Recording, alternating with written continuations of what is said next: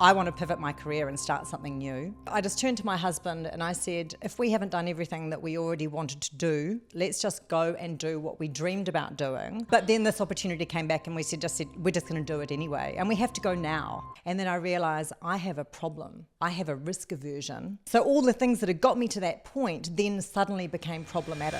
Today's guest on the Powerhouse Diaries is truly the embodiment of embracing change and living her life to the fullest. I don't mind if I fuck it up. If you have no expectation apart from let's give this a go, hard things, not a problem. I'm prepared for hard things. Yeah. When you see life like that, then why the fuck not? She has built an incredible hospitality empire with 3 thriving restaurants. Life is not a straight line. Accept it and then take a step in a direction that you haven't tried before. We discuss everything about what it takes to have such a growth mindset, how to really let go and lean into change, and everything in between. Fear of change just does not make sense to me. No, it's the only constant. You can do everything right in your life and life will still fuck you over. I am so very excited to welcome Krishna Botica. Welcome to the Powerhouse Diaries, the podcast for and by brave, bold, and badass business owners. If you're an entrepreneur who has outgrown those cookie-cutter business strategies and #girl boss cliches, you're in the right place. Because let's face it, entrepreneurship is at least equal parts messy buns and runny mascara as it is the highlight reel we see online. So let's get real. Real about what it really takes to build and run a quote-unquote successful business, blood, sweat, and margaritas included. I'm your host, Yaela, your rebellious entrepreneurial fairy godmother, and join me as I sit down with rockstar female founders for the most juicy, deep, and meaningfuls around success, life, and everything in between. Now it's time for you to step into your powerhouse era. I need to just start with, well, it's not really the elephant in the room, but you are about to what some people would say is blow up your life.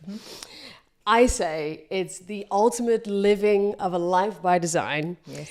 And first of all, walk us through it. What is about to happen? And let's take it from there. So, I have an 11-year-old. When you have a child at 42, I think something different happens. And I have had a child who has, has an understanding of how the world works in New Zealand. And that's amazing because this is a beautiful place to live. But we found out very recently that we could get our citizenship for Europe through my Croatian grandfather. So I just turned to my husband and I said, if we haven't done everything that we already wanted to do with our businesses, then we've missed a trick because we've had them for 15 years. I think the team's ready. Let's just go and do what we dreamed about doing when we first opened Café Hanoi, and we thought that we'd make all of our money very quickly and then have all this money to spend, which has not been what's happened. But then this opportunity came back and we said, we're just going to do it anyway. And we have to go now because I want to pivot my career and start something new. My son is 11. He still trusts us if we didn't go now. That's it. You're going to ruin that now. Yes. Well, quite possibly. Hopefully not, because he's going to love Europe. What's not to love? Absolutely. No, I did pretty much the same. And actually, we're quite like, do you know those tacky Disney movies where it's like Parent Trap or switching places and you're switching lives? You know, I moved here. I mean, it's now nearly 9 years ago from Amsterdam. That's huge. Picked up my children at the time, 5 and 7, didn't speak a word of English. I just said, good luck, drop them at school. They were like completely confused.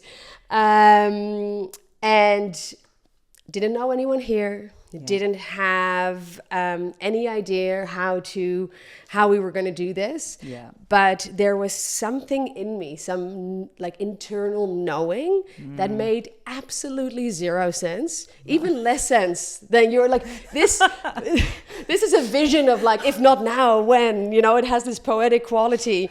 It made no sense, but I was like, okay, I guess I'm moving to New Zealand. You, on the other hand, are about to do the opposite. But when you've been in business, you know that at times you have to do things that make no sense to anyone other than you, Mm-hmm. right? And Absolutely. This is where you say, you know, don't sell your vision to a blind person. Yeah. Because it's pointless sometimes trying to explain. And, you know, I think there are some people in my life who've got, why haven't you got everything that you already want? It's like, well, how do I know? How do you know what you don't know until you try? And when you know that you have an opportunity that's just knocked on your door, I'm sorry, but I'm not the sort of person to turn it down.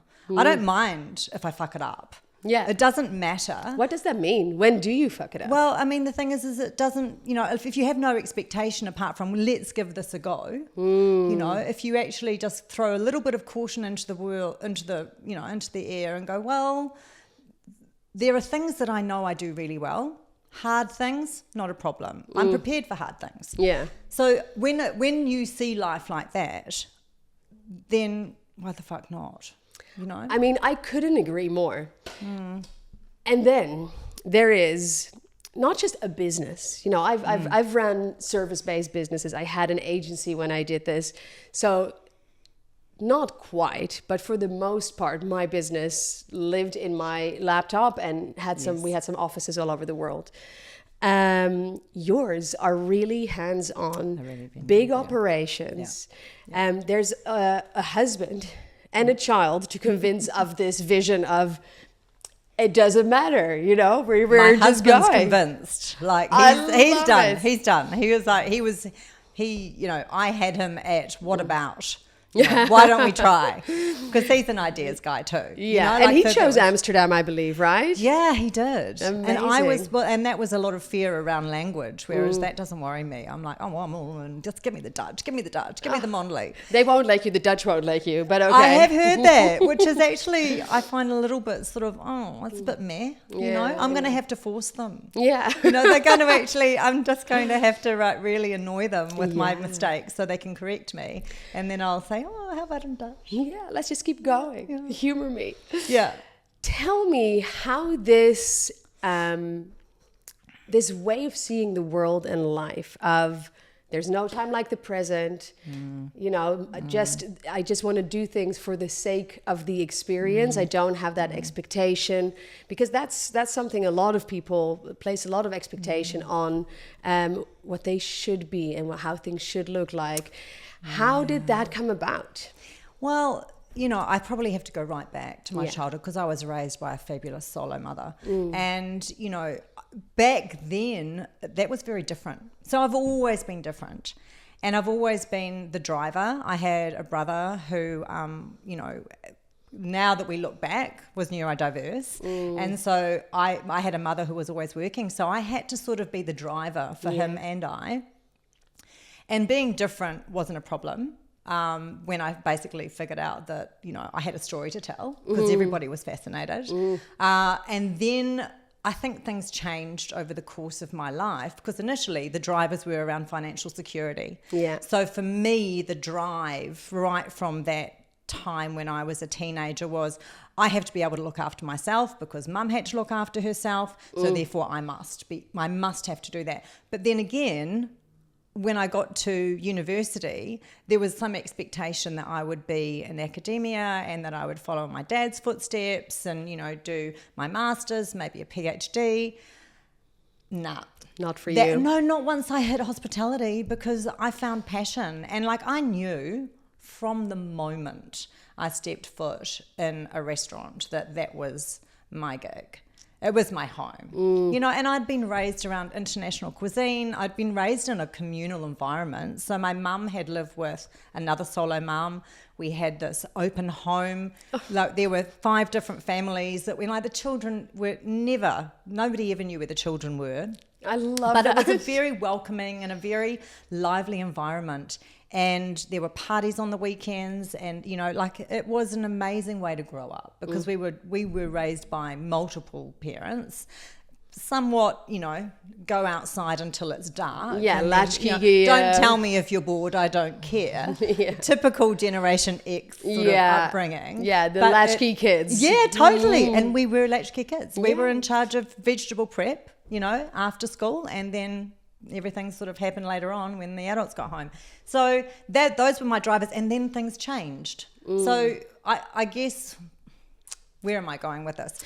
Your question was, why the fearlessness? And I guess it's because it's always served me. And when it stopped serving me, it's because I wanted to do something different and somebody said no. It's like, what do I do with that? That's not, that doesn't serve me either. So why the change, and how do I fix this block that I have? So my mother's always said, everyone's just always had to get out of your way. You've always been like that. But actually sometimes I've had to get out of my own way. Oh, mic drop moment for that. Yeah. Isn't that the truth? Oh, and it is. And I think it's something that you don't necessarily, sometimes it, takes you by surprise because you're like, why have I got a problem with this? In this environment, it no longer serves me. I had a boss that was, I'd learned some very bad leadership skills off him, but he had given me a gift, which I'm now giving to my team, which was the ability to practice business on his dime. Yeah, and that is such a gift. And so that was a gift. But then there was nowhere for me to grow. And of course I wanted to try other venues. I'd been in the same venue for 18 years and I was like, we've got these ideas and there were so many other things happening in the hospitality industry that I wanted to try. And I love Italian food, don't get me wrong, but I wanted to move on. And he was the sole director, the only person that said, and he didn't even work in the company. No. So I'd be like, how about we expand this and we do that? And I didn't have that. I wasn't empowered enough to make change that was meaningful to me. And that comes with, the gift of learning how to do business on someone else's dime. Yes. It's still not quite your business. Yes. But I want to circle back real quick because you're saying something that I think is so important for people to hear. We're talking about why the leaning into the risk and why almost the taste for it, like seeking that change, that idea of like time is running out and why not? And you're saying that not doing that hasn't served you, or the change always has. And I think what's really important to hear, because even in what you're sharing now, about where you were at in your first job, some people would look at that situation where you're learning quote unquote bad leadership skills and you can't quite move, and they would label that as a situation that isn't serving them. But you look at it from a different side. You look at it as an opportunity. Yeah, absolutely. But and I guess one of the things is, if those drivers that I had from when I was very young, those drivers weren't serving me either because they were financial security. So that's why I stayed with the same company. I was determined to be successful. So I had the financial security, which I knew that business could provide. And then I get to the position where I'm like, wow, yeah, I'm a bit hungrier for this. And I feel like I've got something more to offer. And then I realize I have a problem because I have a risk aversion because of that driver, which gave me so much ambition. Right. But then that was standing in the way. So all the things that had got me to that point then suddenly became problematic. Isn't that the truth, though, for every stage in our life, where we have certain characteristics, beliefs, ways of doing things that are in the moment, can be quite serving, or at least have serving aspects. Yeah. I've had some really maladaptive beliefs and ways of acting that I wouldn't recommend to anyone, but they were also effective. Yeah. And then you get to a point, hopefully, with a little bit of introspection and enough of a growth mindset that you can see, hey, what brought me this far is not going to get me where I want to go. And in order to get to where you want to go, you're going to have to take that leap of faith. Sometimes that's the only mode of transportation. And to be fair, like you might do that thinking, I need to so in order to, become my own boss and have my own business, I need to deal with this risk aversion. I was fortunate enough to have a stepmother, one of my many stepmothers, who was a psychologist. So she had always talked to me about recognizing where the blocks were and recognizing that sometimes you see a hurdle, it's actually not really a hurdle, it just means you have to take different steps to deal with it and get around it. So she was amazing, and I would go to her for treatment, which would be it's almost like a phobia treatment. So I had a lot of phobias around money. because I was always sort of, we never had any money. So what do you do to get money? You just work harder.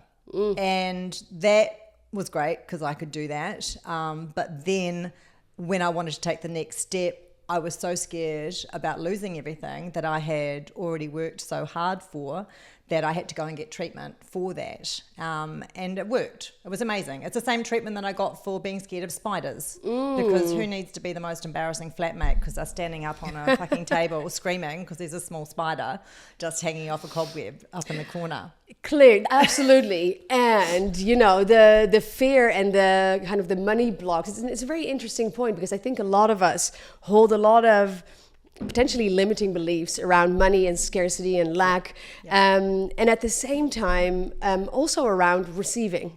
Right? It's kind of a catch-22. On the one hand, we're always like, they're coming from a space of lack, but on the other hand, we don't want to be dependent on anyone. God forbid we need anyone or receive. Exactly. But I've managed to do full circle on both of those. So everything that was attached to the risk aversion and the worries about financial security and the worries about, you know, being without work for a period of time, I managed to get over that. And now I almost don't care if we have much money, because I can find joy in so many other things that doesn't cost money. And do you know what I'm saying? But and I learned how to COVID delivered. Well, I was COVID delivered.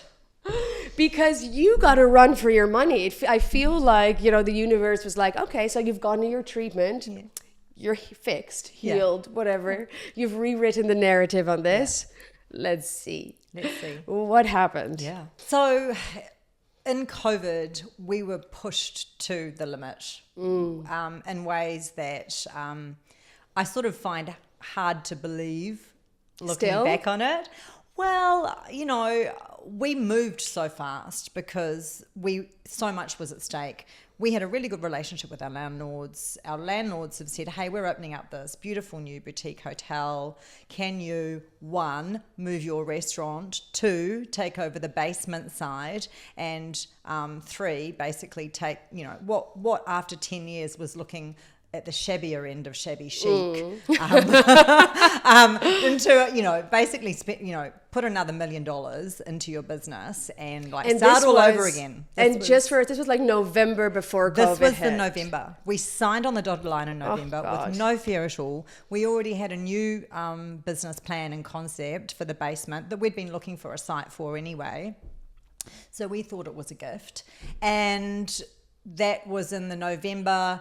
In the February, we were watching this happening overseas, and I was like, you know, this could be really serious. If this fucking ship sails, we're screwed.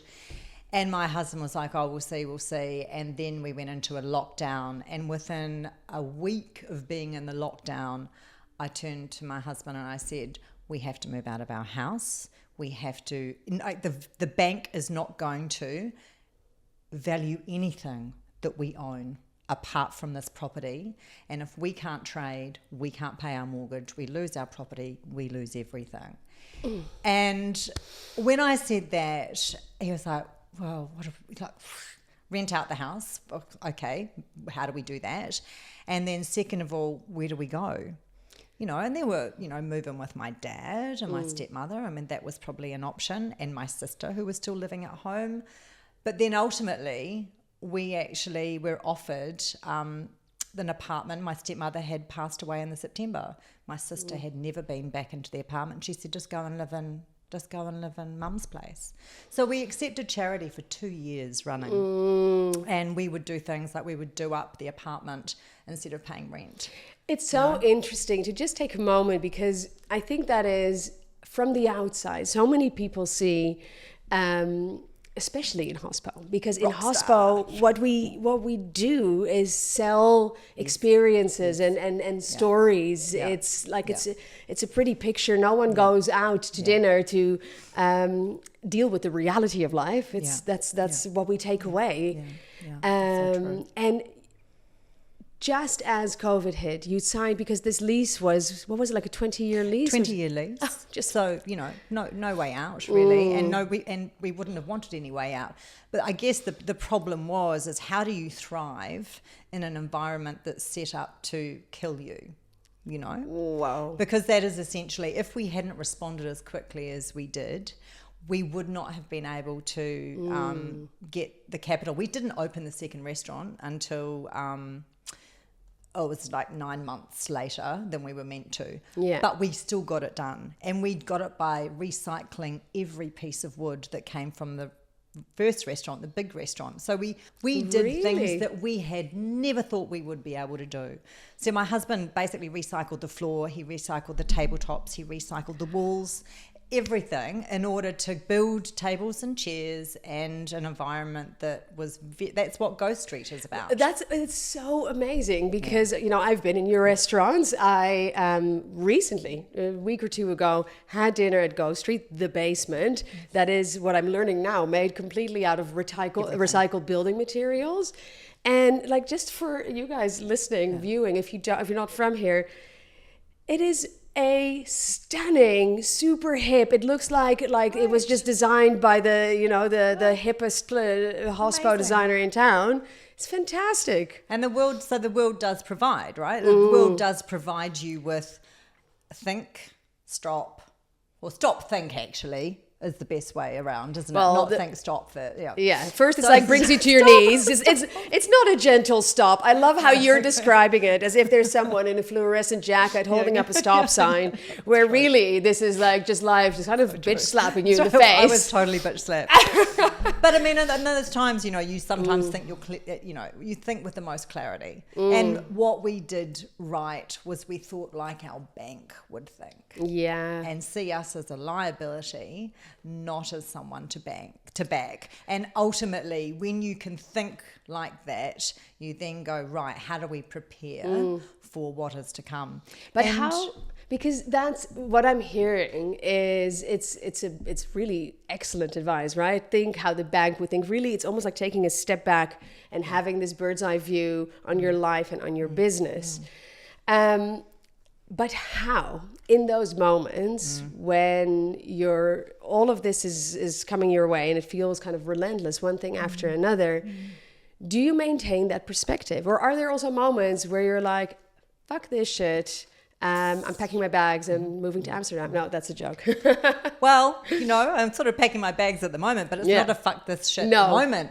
It's a what a fucking amazing opportunity moment. Yeah. But, I have always been a firm, hospitality brings out, the optimist in you all the time, because every day you get up and you get to do, you get to try and do it again and get it right, because some things will just go wrong. That happens, right? I love that perspective because, as you know, I've worked in hospo and had a hospitality agency for 10 years. And I can tell you, I've worked with a lot of hospo operators all over the world. That's not how everyone sees it. That it comes with like built-in optimistic outlook. I think that is more you, Krish. Oh, maybe that's with me. Okay, well, I think it's a lot harder as an industry to be in if you don't bring that to the table. Yes. It must be. I don't know how people, because you're in that environment where you're always putting other people's needs ahead of your own anyway, so you always have to have that act and these sorts of things. And I can't fake it that much. I can't. Like, it's literally impossible for me to get out of bed and go, oh yeah, I'm going to pretend to smile today and everything's going to be okay if I do that. That's not how I operate. And I understand that. But in those moments when life doesn't give you a direct reason to smile, be it in the COVID time, be it in other difficult times in your life. How do you still maintain that? Because we can't wake up every day and look around and be like, wow. I am incredibly... my low times, my seriously low times have been so low with panic attacks because I was bullied for so long in that, in that early environment. So I have been literally in my own office, dribbling on the floor, trying to take my own clothes off, not thinking that I was having a heart attack. So I think sometimes, you do have to have those lows in order to appreciate that if you expect them, then Yes. it's easier to deal with them, and then the joy is easier to find just on an everyday level, because not the shit doesn't hit the fan every day of the week. Yeah. Like most days you can actually handle it. And so I guess, and then the other thing that was sort of probably one of the biggest things to happen in my life, beyond, being a bit bullied and, learning poor leadership and being scared of like money and risk and all sorts And of things. spiders. Don't forget the spiders. The spiders was a big thing. Was actually learning.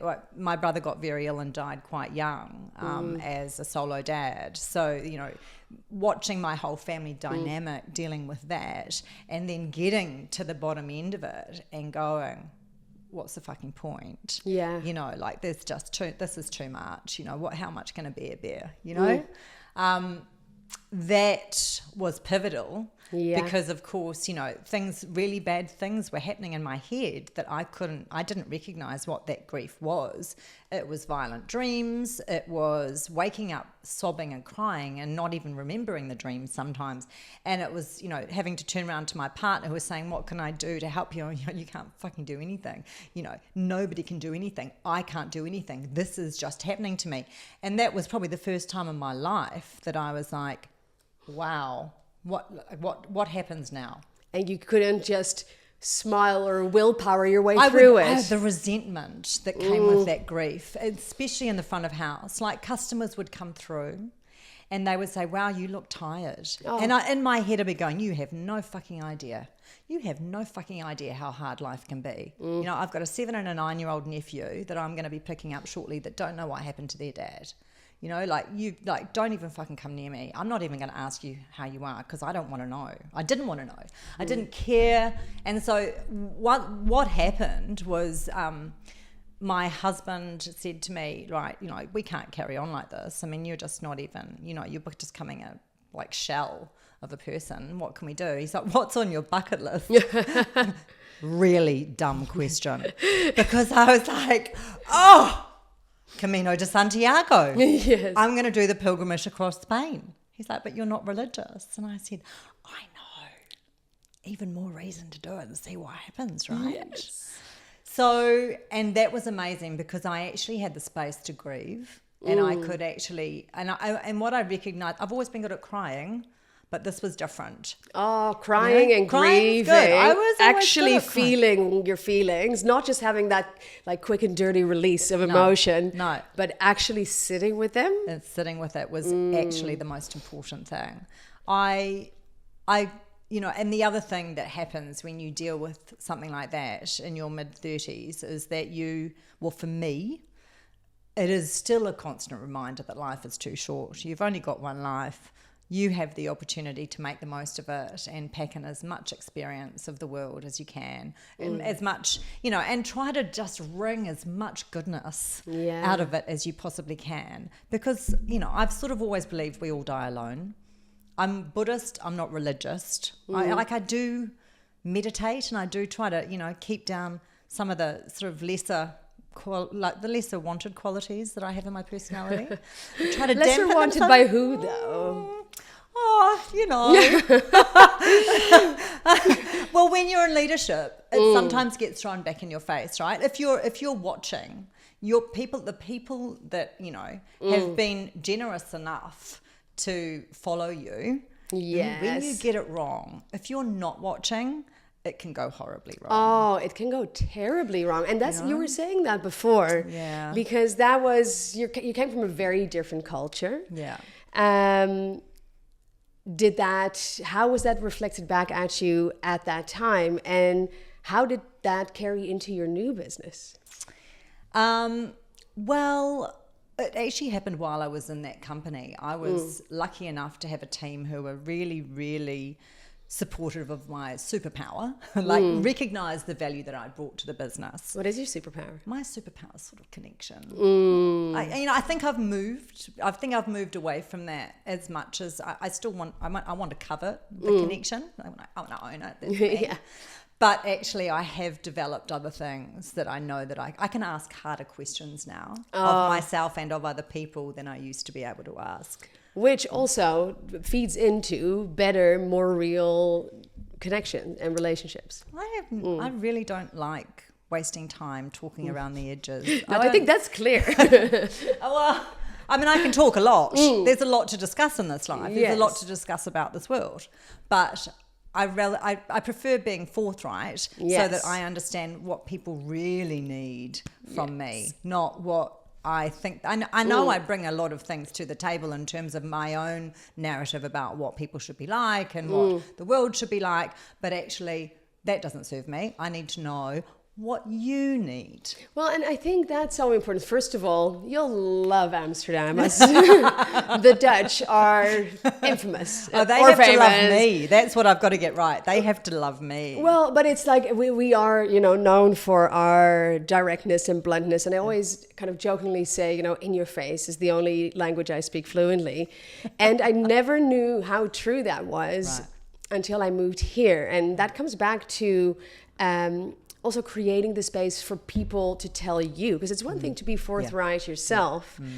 But I struggled quite a bit in the beginning, especially in professional spaces where I'd walk out of a meeting. I cannot imagine that, Yola. I'd walk out of a meeting. First of all, I'd start with a disclaimer. Guys, I'm Dutch. I'm in your face. Please, if I say something that offends you, by all means, just tell me to cut it. Tell me. No one ever did, because that's not nice. And then I'd walk out of a meeting and I'd have a business partner or someone else with me, and I'd walk out. I'm like, that was fucking epic. I can't wait. And all this magic we're going to co-create. And she's like, oh, love, they're never going to call you again. And I'm like, what do you mean? We just had the most beautiful. He's like, nope. And she was right every time. And I had to learn to read between the lines. And I got it, in the nearly a decade that I've been here, a better understanding and a little more appreciation maybe for the Kiwi culture. Yeah, the Kiwi, well, a lot of appreciation for the Kiwi culture overall. But I now understand that it comes from a space of that's not nice to share, to say these things outright. However, I think it's really not nice to not respect me enough to tell me how it is. Tell me how it is. Yeah. But I can imagine that's quite, my experience is that that's not as common here, maybe more in hospo. So how did that work for you? Yeah, I think I was always a bit of a scrapper, I was always not, and not in that want to have fisticuffs sort of scrapper, but I was always, I have had a lot of self-belief most of my life. And I think that, again, I would attribute that to my mother, just seeing, a woman who is nothing was too hard. She never complained about her situation. She never complained about having no money. She never said a hard word about my father. She just got on and did it.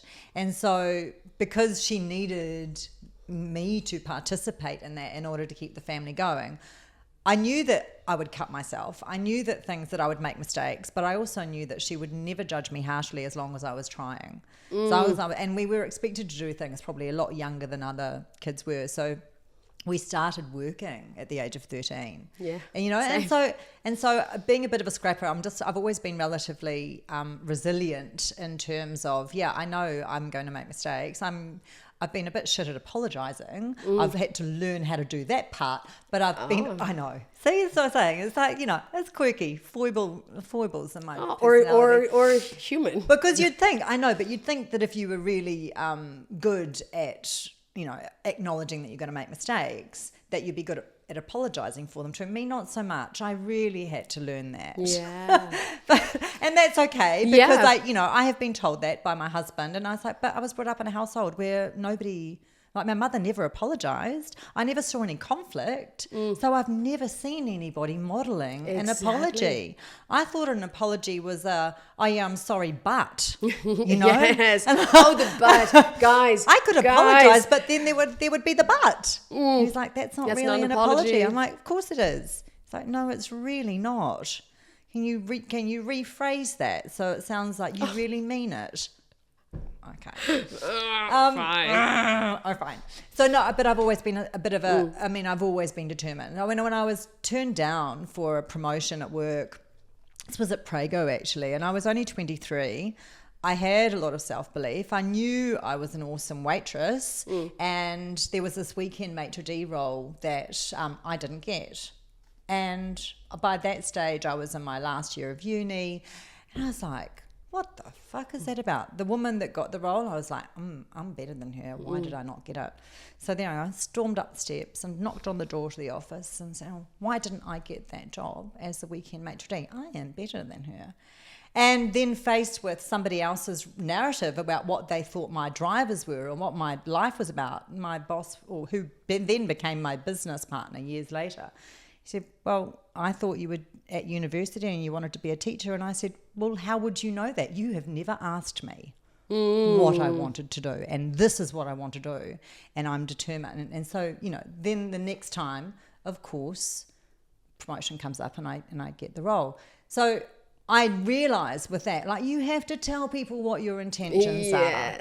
And you also have to be prepared for them to not agree with you. And go, not see it. Not so much, move on. But cute. Do something else. But what was the other choice is not to say anything, resent the outcome and go and find a job somewhere else. Well, that didn't serve me because I knew that we were at a really busy restaurant. I was going to learn a lot if I stayed there. So I had to deliver, So, because what I hear a lot, and it's also always has been my experience, I think at the height of my agency days, we had about 50 people in all these different countries, and I was completely not equipped to manage, let alone lead these people. I found it, I would say, near traumatizing. I really, for years after, I was like, I don't want to have staff ever again. I don't want to, just never, just let me be by myself.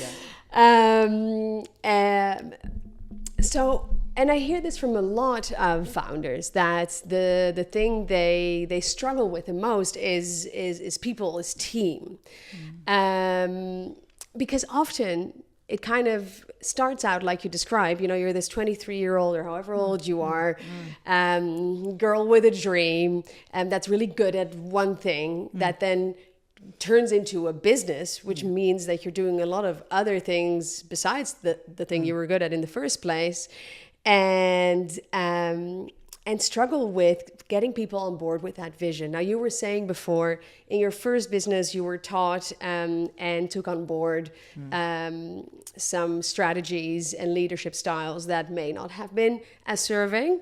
And how did you change that? So what were the things and how did you turn it around? God, it's just, it's so, in some ways, it's so embarrassing to sort of think that I didn't see what I was becoming. And the thing is when, when you ultimately, his style suited him and his business. And the type of person he was, and it was a very successful business. So on the face of it, me emulating his style, actually, one, it was easy for me because he was a massive driver. I didn't realize at the time how manipulative he was. So luckily I hadn't picked that up about him until much later. But he was, and back then in hospo, it was survival of the fittest. I was used to there being big, conflict between kitchen and front of house. There was no training.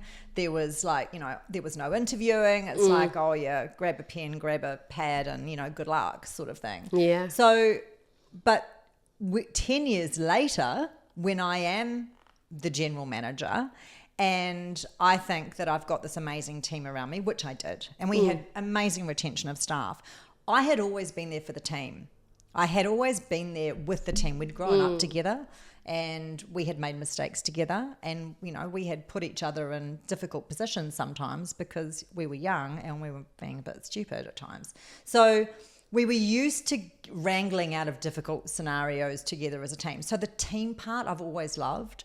But it happened on a Boxing Day. And that was the one day that we were closed other than Christmas Day. Yeah, because Prego is famous for being open every day always. of the year. Yeah, up for 2 days. That was our staff party. It was my favourite day of the year with the team because I got to be Santa. And I would dress up to be Santa And I would bring my own outfit, Please tell me there's photos. Miss Elf or no, please don't. You don't. One year it was my pajamas because we had themes for these things. So anyway, we need photos. So anyway, 1 year, my fabulous team members got me to the side before present opening time, and they said, "Oh, we know you've got your outfit for this year, but we've got you one instead, so you have to wear the one that we've got you." And to my horror, they pulled out a witch's costume. And I was so heartbroken. Like, I didn't let on at the time, but I was so heartbroken because it was the penny dropped. Oh my God, I'm becoming a person that I do not want to be. So it was really hard work. I started reading a whole lot. I basically made it my mission to change my leadership style. Did a whole lot of reading around leadership, around management of people. I took myself off to a few courses, and then I went on a massive 11-day meditation retreat, which was 10 days of silence. And all of those things started paying off eventually. It took a long time. Like, it certainly wasn't overnight. No, I mean, these are behaviors, these are ways of being that you've practiced for a very long time. These are neural pathways. Those grooves run deep. Oh my God. You don't change that overnight. You really don't. And you're always a reflection of your thoughts, So I would have to, like, at one point, I was like, right, okay. So I put up in our staff bathroom, which is where we had our toilet as well. Sorry, staff bathroom, and where we had our, changing rooms, etc. Be careful of your thoughts. Your thoughts become your words. Be careful of your words. Your words become your actions. Be careful of your actions. Your actions become your character. And I put it up there to make everybody out. I mean, it was actually there for me because I was the one that needed that advice far more. So that would be where I would go when I was just like, I'd steam coming out my ears.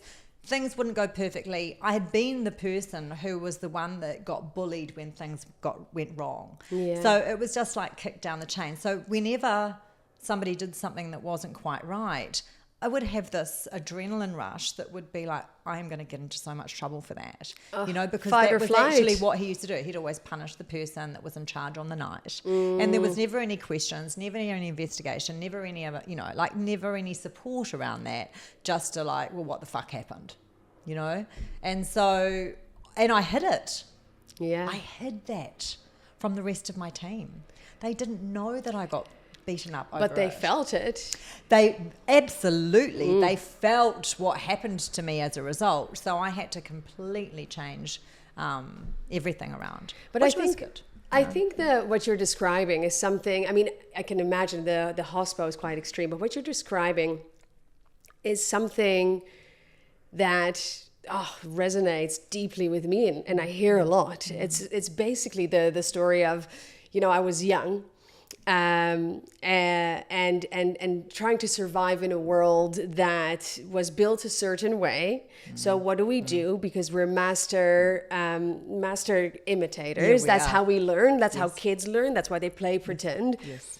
We take on what we see, and we kind of become like this chameleon until we get to the point, just like we were talking about before, where we realize, this isn't serving me anymore.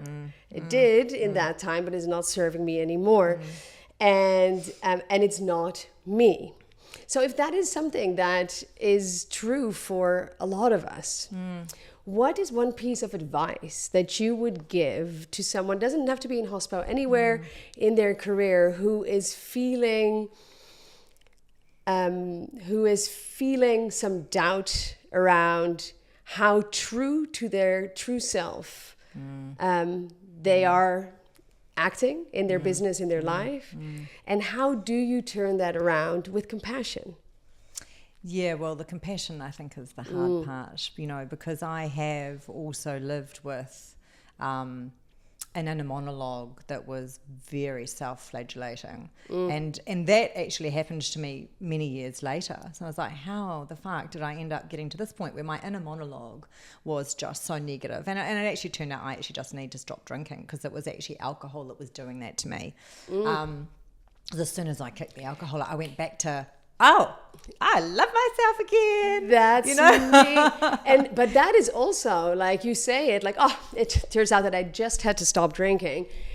I know, especially in the hospitality industry, there is such a culture around after the shift, all having a drink together, everyone drinking together. It's such a almost, I don't want to say peer pressure, but it's a big part of the hospitality culture. And I guess it is for a lot. It wasn't actually for me. My thing, it wasn't around the culture at work. It was around, because I spent a lot of time at work and I didn't drink at work. I would drink after work for sure. Yeah. That was my form of reward. What happened to me was around my brother. So with grief, I started using alcohol to dampen down the emotion. And I think everybody's different, right? Like my friends would be like, oh, you know, you weren't even that much of a big drinker. And I said, well, actually, I wasn't being served by the thoughts that were going through my head. Yeah. And I recognized that I thought those thoughts more frequently when I had been drinking. And also I recognized that I couldn't moderate anymore. So my days off were all around social time with my friends. Yeah. So it wasn't within the hospitality, it was what I did outside of hospitality that was became problematic for me, because then everything came down to, on my nights off, I only had one night off for about a decade. I would have a big dinner party at home, all of my friends, so that's where I'd see everyone, and then I'd start drinking when I was cooking. Yeah. And so by the time everyone, I was like, right, party, you know, I can't wait to see you, hugs and kisses, and, you know, dancing after dinner. And it was actually other things that created that, because we didn't have staff drinks. I think it's really powerful what you're saying as well, is that you recognizing it was problematic, even though it was outside of the norm of like what would be considered a problematic frequency, because you say it's the intention, it's the come from. Yeah. I was drinking to kind of numb, to avoid, and as a habit. Yeah. So, and we were talking about how do people get to that point and, you know, make those changes in their life, right? Yes. And I think, you know, those narratives that we all have, that we don't always think about, we just respond to, you know. And in hospitality, we're just built on response. That's all we do is response, you know, like we do that. And operationally, the delivery team is always in response mode. And so it's so much a part of who we are and how we live our lives. The one thing that meditation taught me is actually when you do stop, suddenly things start to invade, and that everything that you have not thought about, you have just responded to, keeps on coming back and keeps on coming back and keeps on coming back until you think you're going fucking mad. Like if you want to spend 10 days in silence and think that, you know, sitting cross-legged for 11 hours a day is going to make you mad, you're absolutely right. You know, you're really selling it, Chris. I'm really selling the dream. And I honestly thought after that I had gone mad. Yeah. And what I heard was I don't know whether it's the soul, I don't know what it is, but whatever it was invading my space. Yeah. And that was me. So I had to get out of its way. Yeah. Like, because it needed to be shut down and just given some space to breathe. And I think it's about giving yourself permission to do something, try something different. Yeah. Listen to other people's stories, because that is something that we just have on tap now. I mean, like YouTube. Oh my God. This podcast. You don't have to look up what you think might be your issue and the algorithm will take you down that rabbit hole and leave you there. You'll have a diagnosis. Waiting for the snake to come down and find you.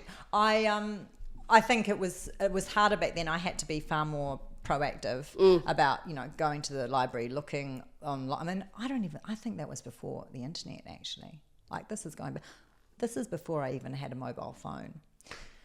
Because I didn't participate in that shit. Yeah. I was like, well, if I'm not still don't really. You're still quite like social media. No, thank you. Let me live my life. Let me live my life, yeah. But circling back, a piece of advice for a person who is currently kind of starting to feel that something is off, but not quite sure what's on the other side and how to make that change. That life is not a straight line. Accept it. And then take a step in a direction that you haven't tried before. Ooh. Just one small step, because actually that leads to other doors that might open. And I don't know, or ask somebody else. Ask somebody, what am I doing? What's the most annoying habit that I have? Yeah, that's you asking for feedback From people that truly they're safe. Yeah. That's you have to have discernment. Again, we don't want to ask a blind person to proofread our vision. That's right. We're not going to ask, first of all, anyone who you wouldn't want to trade lives with. Yeah. Don't ask them. To be fair though, the other people's lives, when you look at them, you say, well, I'm not sure, Fair. I'm not sure, but doesn't mean that they don't have something to offer you. And this actually happened to me quite recently. A staff member, we were talking about a situation at work because we've been restructuring. So there's been some land grabbing. There's been a little bit of puffed up chests going on. It's been fascinating to watch because I'm like, wow, you guys are far more intense than I thought you were. But anyway, which I love. Reminds me of a younger version of me. I was just like, I'm going to step back and just watch this. And anyway, so we've been, collecting feedback. There's been lots of 360s going on. And I had one of my team members who's been with me for 10 years, who's a very different person to me, quite OCD. She's got amazing skill sets in areas that I am never going to be good at. And she said to me, she goes, you know what, Krish? We all know, those of us who have been here for a long time know that you are so fiercely fucking loyal to all of us that as soon as we present you with a conflict issue or some other person's, done something to offend us, your first move is to back that person and go, I understand, but this is because they have, I tend to sometimes do a little bit of psychoanalysis. It comes from having a stepmother as a psychologist. And she said, it's great for us who have been here for a long time because you are loyal and you back all of us. Yeah. But sometimes we actually just want you to wait a little bit longer before you defend that person so that we can finish our rant. And that's and I was like, oh bless. Yeah, You're I get actually that. right. And isn't it wonderful that one of your strengths is also, because I always believe your strength is also a weakness, but you don't think you have any weakness. If you attach some weakness to a strength, you're always aware that actually if you err too much towards that strength, it's going to open you up to vulnerability with something else. Well, and I think you can even take it one step further and be like, is it a strength? Is it a weakness? It just is. And how I use it is actually where the important part lies. Absolutely. Now, I want to ask you one last question because you're about to dive into a completely new chapter. So you've restructured your businesses. You're leaving 3 restaurants, full operation, packing up a child. Well, husband. my child's staying here initially. Even I'm better. my You're child going by yourself by initially to try and create this life for yourself and your family there. What is the one piece of advice you would give to anyone listening who is scared of change, because most of us are, on how to lean in and just fucking go for it? Oh, one piece of advice. If you want your life to be predictable and to be, on a straight line, then 1, you're not going to see all of the roads that are leading off that road. 2, life doesn't deliver that. No. So you may as well actually just get off that path and try something different to see where it takes you. You can always go back. Like, this is the thing. The fear of change just does not make sense to me. No, because it's the only constant. You can do everything right in your life and life will still fuck you over. And you know what? So be it. Yeah. Like if your expectation of life is so high that it's going to be like this, you're going to be let down.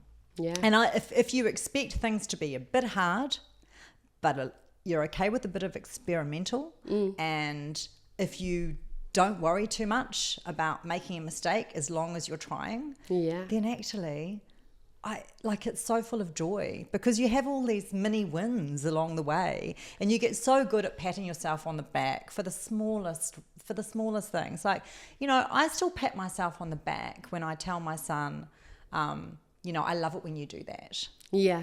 I love it when you do that. That's when I love you the most. And I used to say to him, I love you the most when you're asleep. Fair, I've said this. I feel true. It's so true. I may have said that like a few days ago. It's so cute when you're sleeping.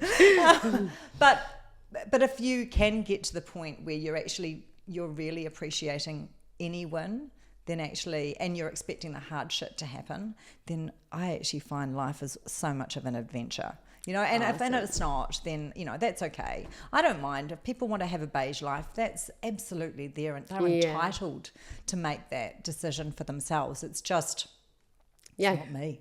Yeah, and also good luck with life following suit with that. Well, I mean, I don't want to tell them, how the world works, but it certainly hasn't delivered that for me. No, neither. I am so excited to see this next chapter and what's going to unfold for you. Okay, guys, wrapping this up because I have this really angry timer blinking at me over there. Wrapping this up, do you have any questions for me before we close this interview? Yeah, I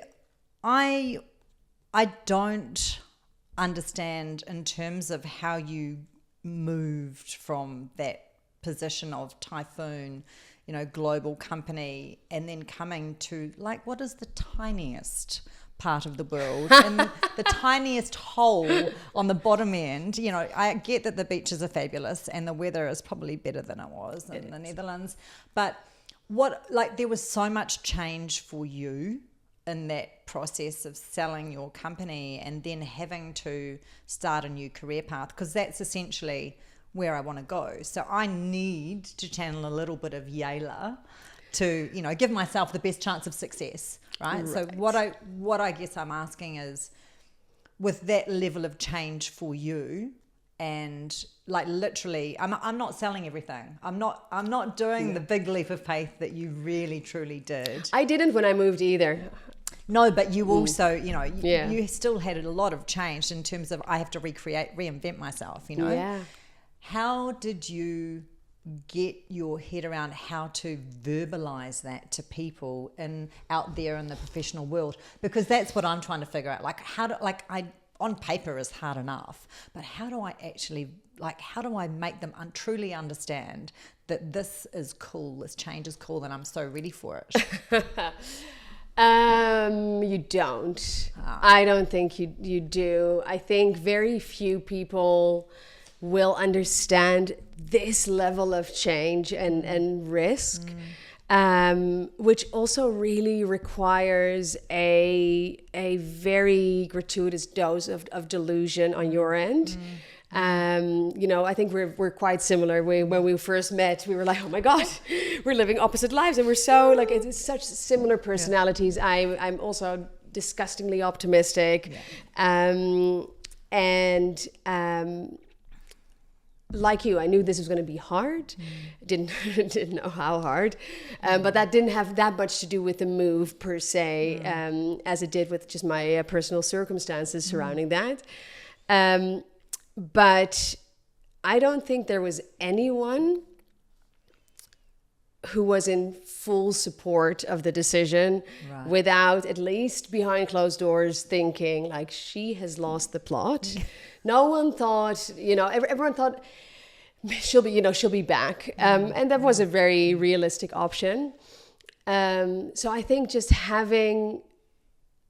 like when you start your own business, people say, you need to be a little bit insane to do this, because if I knew how hard it was going to be, probably wouldn't have started. It's the same with anything worthwhile, I believe. And we are so similar. Anything's worthwhile. If it's too easy, why bother? But I think also, to your question, like how do you describe it on paper and have people understand? I believe we are the writers, the producers, the protagonists in our own movie. And it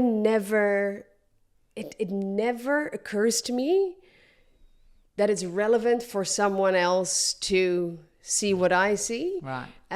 Because I've always, very early on in my career, I had a job, but I've always just believed that we have the ability to create any situation. Yeah.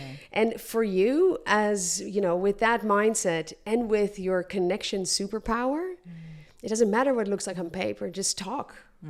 Talk to people and co-create your own reality there instead of trying to fit into something that's already there. That's not you. So you don't think I should go and like change my wardrobe when I get to the Netherlands and see how everyone dresses? Oh, absolutely. Because I've always had my own style. Like sometimes my husband's like, are you really going to wear that when you leave the house? I'm like, why not? Fuck no. This is Amsterdam, people. It's all about self-expression. Oh, Krish, God. Thank you so much. Thank you so absolutely much love this. Thank you for sharing your wisdom.